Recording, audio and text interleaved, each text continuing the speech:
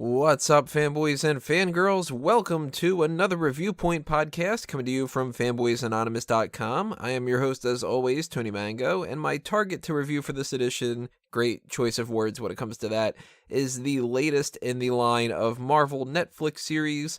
This one is Season 1 of The Punisher. So, more than ever, we're doing something based off of guns, and the Reviewpoint gimmick worked pretty well with this. If you don't know what it is, basically I break down my review as far as what I liked and what I didn't like, which I hereby refer to as hits and misses. And if you want to know some of the more in-depth things, you can check out something that I had done earlier while I was binging all 13 episodes, which was just a live stream of, stream of consciousness and my thoughts of whatever I was thinking while I was watching these episodes.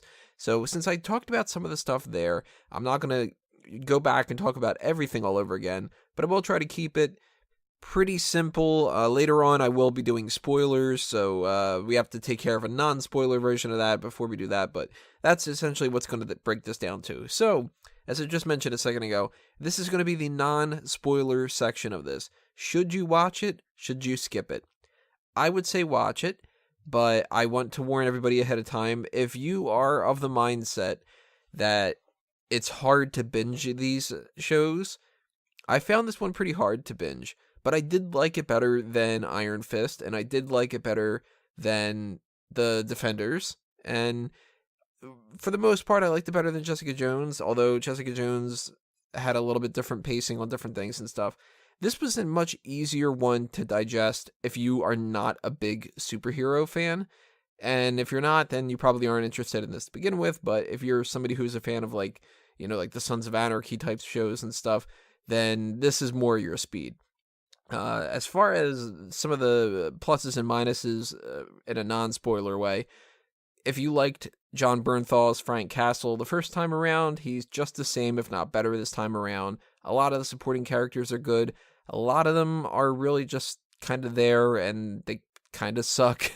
Some of them being, I wasn't the biggest fan of the villain for the most part. Well, one of the villains, the other one I was a big fan of.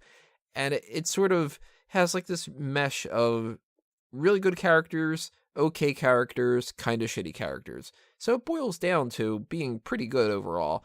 Not my favorite. I still think that the Punisher stuff from Daredevil might be my favorite thing, or the first season of Daredevil just in general. And I liked maybe the first half of Luke Cage right up there at the top too. So those are my rankings as far as that's concerned. But I do say you should probably see this, but you shouldn't binge it. You should watch it 1 or 2 episodes at a time and go through it for a weekend or maybe a full week if you don't have the time or something like that. But don't just sit down and try to watch all 13. I couldn't actually do it this time around. Normally, I try to go from start to finish at 3 a.m. onward, and I found myself just way too tired. By episode 5, I was sitting there going, you know what? I think I'm just going to bail out for a little bit. Went to sleep for a couple of hours and picked it right back up and kind of took it from there. So now it's the time where I need to go into spoilers. So, warning, if you have not seen the TV show yet and you don't want to know what happens, other than the fact that Punisher kills people, because that's pretty much what happens over and over and over again, then bookmark this, go watch it, then come back a little bit later on. And if you don't care about spoilers, continue on, and maybe that'll be the judgment call of whether or not you want to watch it or you want to skip it or whatever the case may be. But warning, spoilers from here on out. So, one of the biggest hits, of course, Frank Castle. I can't really talk too much about that because it's just, if you like them, you like them. If you don't, you don't, probably. He's the Punisher. If you know the character of the Punisher, then you know what you're going to get. Jon Bernthal is great. The only thing I don't like about him is his haircut. So, everything else, awesome. I love how he is like this grunting type of person because that's different from a lot of the other heroes that we've been seeing. So it makes him stand out a little bit. And his characterization is just exactly the way that the Punisher should be. There's almost no better interpretation of a character than what we've gotten with Bernthal's Frank Castle. I love the angle of all the PTSD stuff. A lot of attention given to that this time. And it's weird that this is one of those scenarios where I know that they didn't plan this necessarily, but there was a whole situation with a Las Vegas shooting And of course they didn't plan this because they didn't plan the shooting, but there's been so many domestic terrorist kind of situations that they knew going into this, they couldn't take a stance that felt like it was pro-vigilante too much. So they needed to put some things in there that were going to be offsetting that a little bit. And one of my favorite things about this was how they approached the PTSD topic and the mental health topic without taking one side. Both sides and some of the gray areas in between were all pretty much addressed. You take a character like Curtis. He has been dealing with some problems. Curtis is one of my favorite characters, by the way. Big hit. He has dealt with a bunch of problems. He's had his nightmares. He had lost a leg. But he's approaching this all through a mindset of that you can heal and you can move on. And that's the best way that you can really go about that. Then you get somebody like Lewis. Lewis, of course, totally on the opposite side of the spectrum. He was another great character. I really dug that, but I'll get to this a little bit later, but I'll just pepper it in right now. I didn't like the pacing necessarily when it comes to that. Again, I'll mention it later. Lewis's character being the type of person who feels like they have no purpose unless they're in war, and that they're disillusioned with the way that everything turned out, and that things should go back to that kind of wartime mentality. They do end up a lot of the times struggling with the same kind of problems. Like they had the scenes where he can't sleep and he ends up digging that hole and trying to sleep in there because it's more comfortable with him. That stuff was deep and powerful and impactful. And having him in that one scene, one of my favorite scenes of this whole season was the bomb scene in the kitchen where they, he's kind of nodding his head to tell Karen whether or not she should pull the certain wires and some different things like that. And then Lewis ends up just killing himself because what do you do at that point? I mean, you're a criminal, you're a murderer, and you hate your life. And that sucks. His whole dealing with O'Connor, too, is another thing that you see these kind of things happening. People like an O'Connor, and you hate these characters because they're horrible. But there's a little bit of sympathy to somebody like a Lewis, but at the same time you go, yeah, you know what, but you're still the bad guy. And that's what it boils down to. You killed a bunch of people that shouldn't have been killed. You're the bad guy. It doesn't matter what cause or if you didn't get the proper help or something like that, you still are the bad guy. Then on the opposite side of the whole argument when it comes to that, you got people where it's like the senator. And let me not get too political here, but I'm somebody who believes that it's bullshit that people can get their hands on firearms. I think that at most there should only be like handguns and rifles and such that are sold. I think that if you are somebody who, like, you live in an area, I don't know, say like Montana, where like a cougar can pop up in your backyard at any time, you're probably going to have a shotgun or a rifle or something like that to be able to protect your family, right?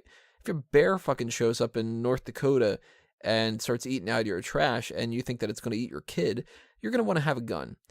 But if you're living in the middle of New York, you don't need a goddamn Uzi. And the way that people buy this kind of shit, it doesn't make any sense to me. I know that that's going to upset some people because some people are very pro-gun. Some people have the mentality that they think if more people had guns, that would be able to protect the other people. And we can get into a whole big discussion of, yeah, well, when's the last time that you saw a big mass shooting like the Las Vegas thing and a lot of people got saved because somebody else had a gun? It's a whole big thing. But taking myself out of the equation, I like how they took cops that were dirty, they took military people that were dirty, they took cops that were good, military people that were good, civilians that were both. You look at Karen. Karen's got a gun. She's a civilian. She's never been in the military. She's not a cop. Yet she used her gun for self-defense purely, except for the fact that she had originally killed Wesley, R.I.P. Wesley, one of my favorite characters. That was a self-defense type of thing, but, that there's a whole nother argument when it comes to that. You got characters like Billy Russo, who is a despicable person and one of the best characters of the whole thing. Big fan of Ben Barnes playing that character. Different from the comics, so that was something that was originally a little bit off-putting, but he ended up turning into Jigsaw at the end. He fulfilled pretty much all the roles that he needed to. It's a little bit too standard for him to be like the best friend, practically a brother, and that's the main archenemy type of thing. But okay, it's a simple story that always works. Micro, one of my favorite characters as well. His kids, meh. I didn't really like the son all that much, and the daughter really didn't do too much, so yeah, okay. Write them however you want to write them. And I did like Sarah for the most part, even though they went to the well of Frank offers to fix something around the house just a little bit too many times. It must have been like 9 or 10 times that happened, so I'm curious why they couldn't have thought of anything else for him to do. But Micro himself and his whole storyline with the kids and Sarah and hiding from his family and the interactions between he and Frank, one of my favorite things. I was really getting upset at the end there, going, man, if they fucking kill him off, that's going to be so bad, because Punisher Warzone made that mistake. I actually liked Wayne Knight playing the microchip part. That's another thing too. Microchip. I'm okay with Micro, but I would have rather had them at least throw a microchip out there at some point, because that is from the comics and such, but okay. Yeah, they kill off Micro in that movie, and it's just sort of like, meh, I guess we're just going to kill him. I am very surprised that we didn't see some other characters that are a little bit more on the regular for Punisher. Like, we didn't get the Russian, and we didn't get, oh god, what's his name? Soap, I think? The detective? I thought that would have ended up being another character. Maybe it isn't Soap. I'm going to try to look that up real quick. Yeah, Martin Soap. I'm surprised that we didn't get him. And I thought that we might get, oh god, what's her name? Now I'm blanking on her name. Nucci. Yeah, Ma Nucci. I thought that maybe she would pop up at some point. I actually thought that maybe that would be Mary Elizabeth Mastrantonio's character. That it would be some kind of like tie into that kind of a thing. Which, by the way, that was one of my misses. I wanted more out of her, and we didn't get it. So that was disappointing. As far as some of the other cop stuff goes, Rafi, okay, he was fine. Not really a hit, not really a miss. Sam Stein, sort of the same thing, sort of okay. I got a little bit tired of him at certain points. I know that he was supposed to be like the funny type of side guy, but I didn't like him as much as I thought that I was supposed to like him. Dinah Madani was somebody who went a little bit here and there throughout the whole thing. For the most part, I liked her. I would put her in the hit category, and that's not just because of the sex scenes. But she served her purpose pretty well as like the straightforward type of cop. Really glad that Turk popped up. A big fan of Turk. Really surprised that there weren't any scenes with Claire at all. That's a miss for me, because Claire should have popped up at least once. And maybe she wasn't the biggest person who was tied into the Punisher, and they thought that using Karen instead was better, but I don't know, maybe like one quick thing where like, it got to a point where when they were saying that somebody needed to help Frank, and that they didn't want to go to the cops and such, I was like, oh, this is going to be where they just throw Claire in, and she stitches him up like they do with all the other ones, and nope. The woman who plays, not Claire's, Dinah's mom, I don't know how to pronounce her name. She was in Star Trek, and she was in X-Men The Last Stand. She's always great, so I liked her as a supporting character in her 5 or 6 scenes she was in. Rawlins as the villain, he was pretty good, but he was kind of a just generic oversight bad guy. So, not a whole lot to sink your teeth into. That other dude, the one with the fetish, the sex fetish, I actually got him and Rawlins confused at one point, so that was kind of a downside. I'm putting another miss on the fact that we didn't get any references at all that made me feel like this was tied into the bigger picture of the MCU. I mean, they're usually pretty good at throwing out references to stuff. They say, like, the big guy with the hammer fell from the sky, or they say the incident and the Battle of New York. This time around, they just said 9/11. So it almost seems like they're purposely distancing themselves, and I hate that about this, because this Punisher should be in the same universe as Iron Man and Captain America and all that. And I know that they're not going to reference anything like Thanos, because that hasn't happened yet, and they can't do something with like Thor Ragnarok because it's on a completely different planet and everything, but it would still be nice to have something out there. Maybe in one conversation, somebody just says, the differences between the vigilantes and whatever. We've got vigilantes now that are murderers like Punisher. Then we got vigilantes all the way up into the atmosphere like Captain America, where they're polar opposites of vigilantes, but they're still vigilantes. The Sokovia Accords, blah, blah, blah, blah, blah. That would have been sufficient for me, But they just don't seem like they want to do that. And I think another negative is I got tired of the sleepyhead scenes. A little bit too many of those over and over again, where it was just Maria kissing Frank in bed, saying, "Wake up, sleepyhead," and then getting shot. Like, I get that they really needed to beat that down in your head, but it was like that the whole story's built around that. We know that happened. You don't need to show it over and over again. So that got a little bit boring, and it got to a point where I was starting to just sort of like, as soon as they would start having one of those flashback things, I would start working on something, and I would just tune out, basically.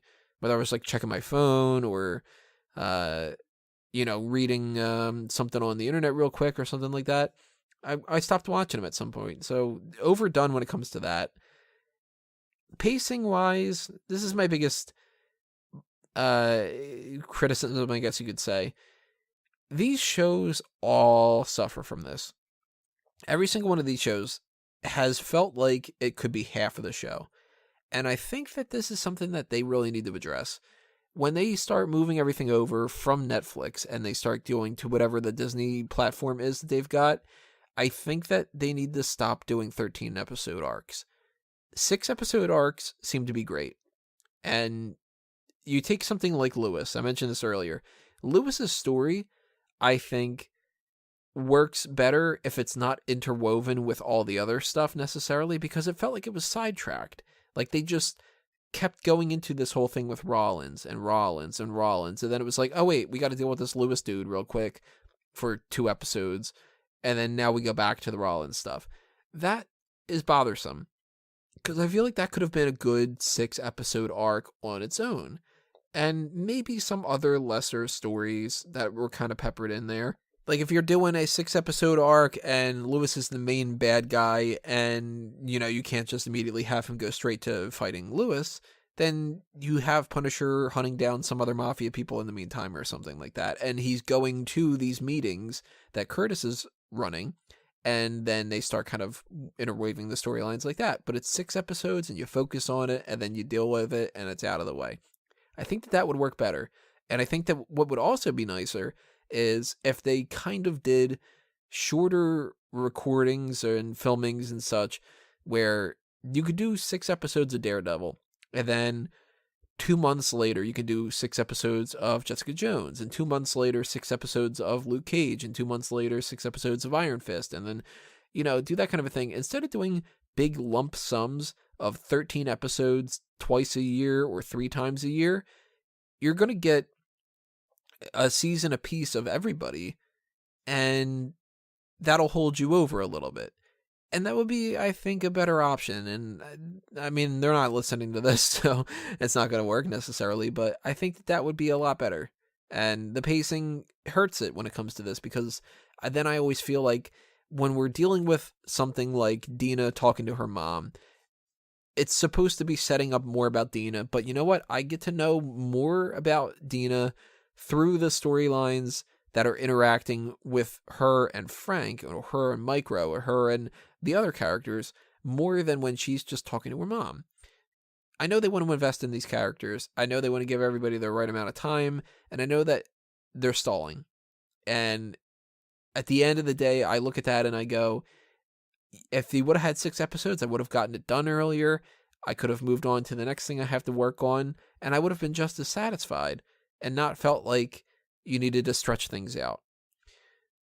Oh, real quick, another thing, another miss. The opening music, and really just all the music for the most part, just bland background stuff. Or it stood out as weird because there were some weird choices of music too. But the grand scheme of things, what this is all sort of what I could do as far as a wrap up goes. If you like the Punisher character, you're going to probably like this show. And you should definitely see this. You would consider it a hit. They did a lot of things really, really well. The violence was just as violent as it should have been. So they didn't hold back on that. and I liked it. I think it could have been a little bit better, and I'm not disappointed with it the way that I was if you checked out my last review with Justice League, where I liked that too to a certain extent, but I thought that it could have been better. That one had more potential that they didn't capitalize on. This one, they capitalized on more of the potential, but the difference between Justice League is that's about a 70% instead of an 100%. This is about an 90% instead of 100%. So it's definitely a hit. Definitely check it out. Not my favorite season overall, but many, many things that I liked about it. I just hope that next season, if we do get a next season, we don't follow Dinah as much. I think that we need Micro and we need Punisher and a little bit of Dinah, a little bit of Curtis, a little bit of Karen, maybe, but we don't need Karen in the future. I would like to see some of the other characters from the comics. Of course, Jigsaw has to be the main villain for the most part, and I'd like to see where they go from here. But next time around, don't do so many flashbacks. Don't waste my time. And get me to Punisher being Punisher a little bit quicker in certain capacities like that. Do the rest of it the same, you got an A+. So overall, you got an A, if not an A+. Good job, Marvel. Huge turnaround from Iron Fist and the Defenders, because those two were just awful. And this one was good. This one was very, very good. So I liked it a lot. Hit as far as I'm concerned, but I want to know what you guys have to say. What are the things that you liked and what you disliked about it? Tell me in the comments section below. Remember, go back and check out the stream of consciousness thoughts that I had. I already recapped some of it, but you can go ahead and check out how hungry I got through watching this and stuff. And make sure that you hit your subscribe button on YouTube. Check off that little thing saying that you want notifications to be aware of the next video that I post up on here. Or if you're listening to this on iTunes or Stitcher, then you can follow us on Facebook and on Twitter. Facebook is facebook.com/Fanboys Anonymous. Twitter is twitter.com/FanboysAnon, ANON. Of course, always fanboysanonymous.com for all the content itself is always going to be posted on there. And that's going to do me in. So I want to thank you all for listening to this. I will see you next time. Time for me to geek out. Adios, everybody.